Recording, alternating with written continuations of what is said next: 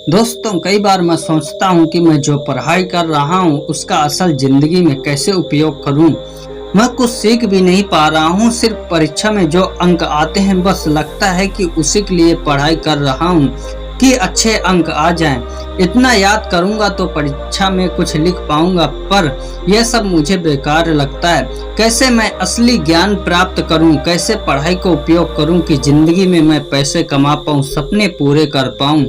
अगर आप भी ये सोचते हैं तो इस छोटी सी कहानी में इतने बड़े सुनहरे शब्द छिपे हुए हैं जिसके कोई मूल्य नहीं है।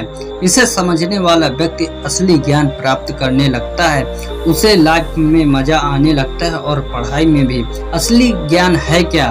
एक संत के आश्रम में एक शिष्य कहीं से एक तोता ले आया और उसे पिंजड़े में रख लिया।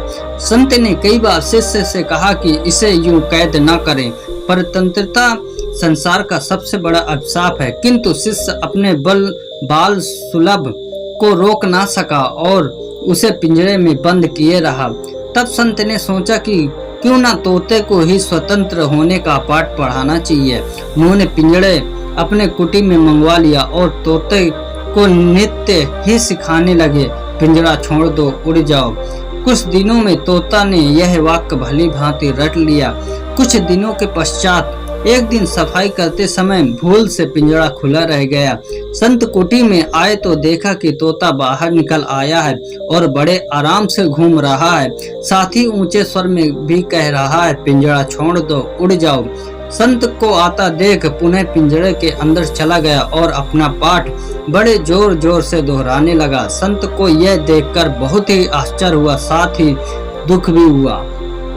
वे सोचते रहे, इसने केवल शब्द को ही याद किया है। यदि यह इसका अर्थ भी जानता होता तो यह इस समय इस पिंजरे से स्वतंत्र हो गया होता। कहानी की सीख यह है दोस्तों, इस तोते की तरह हमें भी यही सिखाया जाता है कि कैसे अच्छे अंक लाएं, क्लास में टॉप करें, पर इन सब वजह से हम उस ज्ञान से वंचित रह जाते हैं जो हम पाना चाहते हैं। 12वीं में जब मैं मैथ साइंस लिया था तब मैं 3 जगह ट्यूशन और अलग से एक कंप्यूटर ट्यूशन करता था, बस इसलिए कि कैसे भी करके 12वीं पास कर लूं, सारे फिजिक्स और केमिस्ट्री के प्रश्न के नोट्स बना लूं और तोते की तरह रट लूं। मुझे उस समय पता ही नहीं चला कि मैं असल शिक्षा प्राप्त नहीं कर रहा हूं, मैं तो बस मम्मी पापा का पैसा और अपना समय बर्बाद कर रहा हूं। अब जब मैं BSc bachelor of computer science कर रहा हूं, मैं धीरे धीरे विषयों को समझने लगा हूं कि कैसे मैं उनको उपयोग करके बहुत कुछ कर सकता हूं। मुझे अब अंक से ज्यादा असली ज्ञान प्राप्त करने में मजा आने लगा है। यह जो कहानी आप सुन रहे हैं, इसके पीछे का कोड जो कि मैं जानता हूं और समझता भी हूं, और आप ही देखिए कि यह कितना उपयोगी साबित हो रहा है आपके लिए भी और मेरे लिए भी। किसी विषय को इस हद तक पढ़ लेना कि उसका उपयोग जिंदगी में झलकने लगे। ज्ञान वो बीज है जिसकी फसल भी सबसे बेहतर होती है और फल भी, बस उसे बंजर जमीन में कभी मत बोना। आपको सिर्फ यह 3 काम करना है। आप जो पढ़ाई कर रहे हैं उसे समझने की कोशिश करें, उसका उपयोग जीवन में देखने की कोशिश करें। अपने विषय को गूगल और यूट्यूब पर सर्च करके उसकी अधिक से अधिक जानकारी इकट्ठी करें। अपने दिमाग को एक सुपर कंप्यूटर बना लें। किसी विषय को पढ़ने समझने के बाद आप उससे क्या क्या कर सकते हैं, उस ज्ञान के साथ इसे कॉपी में उस पाठ के ऊपर लिखें। आपको यह कहानी कैसी लगी मुझे कमेंट बॉक्स पर जरूर बताएं। इस वीडियो को आप लाइक करें, शेयर करें और चैनल को सब्सक्राइब करें। मिलते हैं अगली स्टोरी में। धन्यवाद। सीखना और पैसे कमाना हर कोई चाहता है, पर यह कैसे संभव होगा यह बहुत कम लोग जान पाते हैं। किसी लक्ष्य को प्राप्त करने के लिए हमें जो ज्ञान की आवश्यकता होगी उसका आकलन हम नहीं कर पाते हैं। सफलता पाने के लिए आखिर हमें कितने ज्ञान की जरूरत होगी और उसे हम कहां से प्राप्त कर सकते हैं, इसका आकलन करने में हम असफल हो जाते हैं। हमें वह पथ नहीं मिल पाता है जो हमें उस लक्ष्य तक लेकर जाए। आज यह कहानी आपकी मार्गदर्शक बनेगी, जो आपको आपके लक्ष्य प्राप्ति के लिए आवश्यक ज्ञान का आकलन करने में मदद करेगी, जिससे कि आप तेजी से सफलता प्राप्त कर पाएं।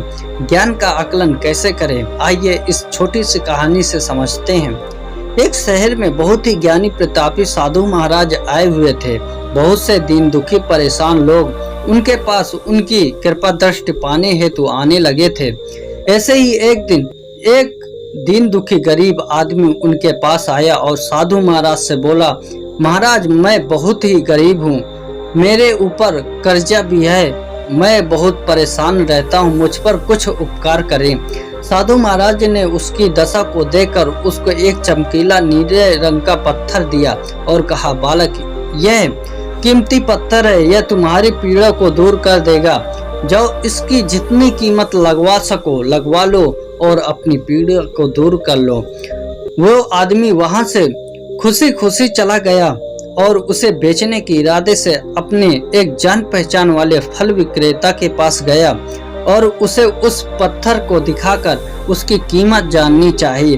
फल विक्रेता बोला, मुझे लगता है यह नीला शीशा है, महात्मा ने तुम्हें ऐसे ही दे दिया है। हाँ, यह सुंदर और चमकदार भी दिखता है, तुम मुझे दे दो, इसके बदले में मैं तुम्हें 1000 रुपए दे दूंगा। बस 1000। वह आदमी निराश होकर अपने एक अन्य जान पहचान वाले के पास गया जो कि बर्तनों का व्यापारी था। उसने उस व्यापारी को वही पत्थर दिखाया और उसे बेचने के लिए उसकी कीमत जाननी चाहिए। बर्तनों का व्यापारी बोला, यह पत्थर कोई विशेष रत्न है, मैं इसके तुम्हें 10,000 रुपए अभी के अभी दूंगा। अब वह आदमी सोचने लगा कि इसकी कीमत और भी अधिक हो सकती है और यह सोचकर वह वहां से चला गया।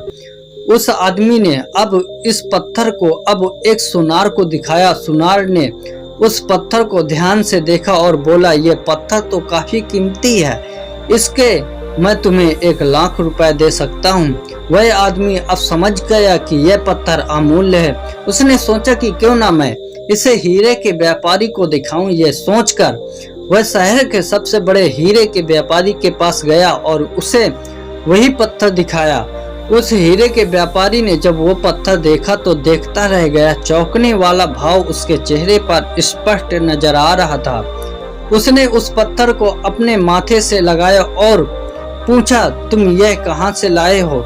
यह तो बहुत अमूल्य है, यदि मैं अपनी पूरी संपत्ति भी बेच दूं तो भी इसकी कीमत नहीं चुका सकता हूँ। अब वह व्यक्ति सच में उस पत्थर की कीमत को जान गया था।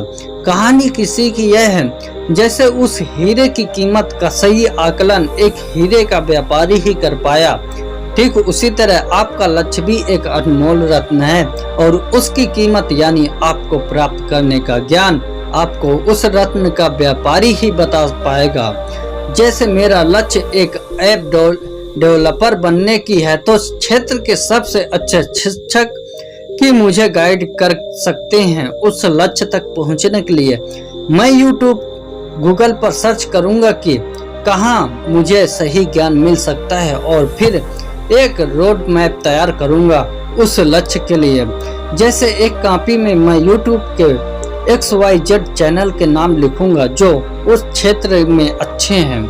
गूगल में उपलब्ध उन सारे वेबसाइट के नाम लिखूंगा जहां से मुझे सही ज्ञान प्राप्त हो सकता है।